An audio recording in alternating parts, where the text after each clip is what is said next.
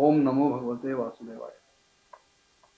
पृथ्वीवरचं माणसाचं आयुष्य संपलं की मग यमदूत जे त्याला घेऊन जातात, पहिल्यांदा त्याला नरकापर्यंत पोहोचवतात. नरकापर्यंत सुद्धा प्रवास अतिशय दुःखमय कष्टप्रद असतो, हे आपण पाहिलं. नरकात तिथे सुद्धा याला जो आधी यातना देह दिलेला असतो, त्या यातना देहामध्ये त्याला आगीत ढकललं जातं, धडधडणाऱ्या चितेमध्ये ढकललं जातं. अगदी निखाऱ्यांवर त्याला झोपवलं जातं आणि आगीनी होणाऱ्या ज्या वेदना आहेत त्या त्याला सहन करायला लागतात. कधी त्याला स्वतःच आपल्या शरीराचे लचके तोडायला सांगतात, तोडायला लावतात, किंवा अन्य इतरांकडनं त्याच्या शरीराचे लचके तोडायला लावतात. कधी त्यालाच आपलं मांस खायला लावतात. यमपुरीमध्ये असलेले अतिशय क्रूर असे कुत्रे किंवा ती गिधाड वगैरे ही ह्याच्या शरीराला जागोजागी चावतात, त्याच्या आतड्यांचा घास करतात. साप, विंचू, डास इत्यादी डसणारे प्राणी किंवा डंख देणारे जीव हे सगळ्या बाजूनी ह्या यातना देहाला सतत पीडा देत असतात आणि ते दुःख या यातना देहामध्ये राहून हा जीव भोगत असतो. आणि त्या प्रत्येक भोगाच्या वेळेला आपण पृथ्वीवर असताना त्या जन्मात काय काय कुकर्म केली, काय काय पाप केली ह्याचं त्याला स्मरण होत असतं. यातना देहाचे अनेक प्रकारे तुकडे केले जातात. कधी त्याला हत्तीच्या पायाखाली तुडवलं जातं, कधी पर्वत शिखरांवरनं खाली ढकललं जातं, किंवा पाण्यात बुडवलं जातं, खड्ड्यात ढकललं. अनेक प्रकार करून त्याला त्या यातना दिल्या जातात.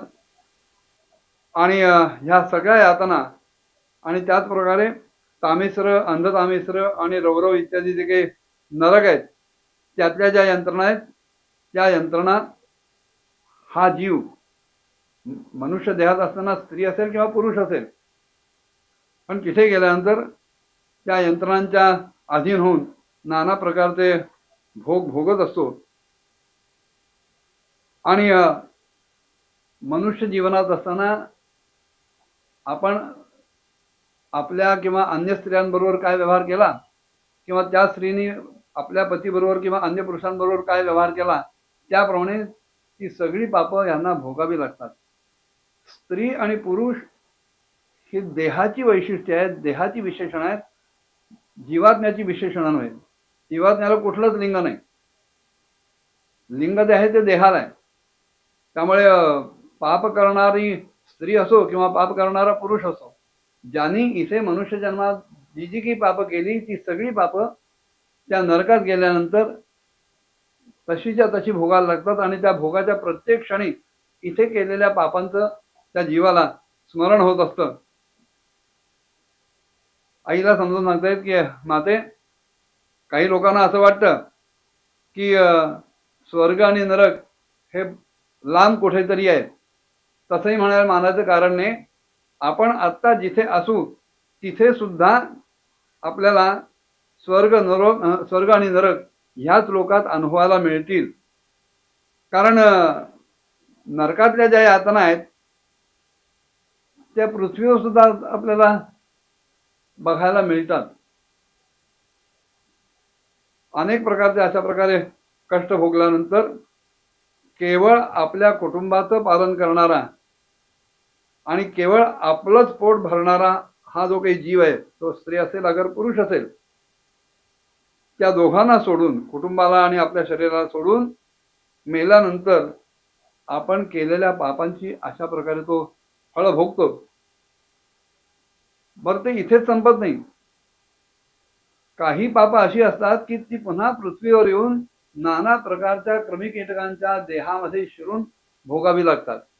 नरकात भोगावे लागणारे भोग वेगळे, आणि पुन्हा 83,99,999 मध्ये योनींमध्ये भटकून ते देह स्वीकारून त्याच्यातून भोगायला लागणारी पाप हा प्रकार वेगळा आहे. तेव्हा आपलं शरीर इथेच सोडून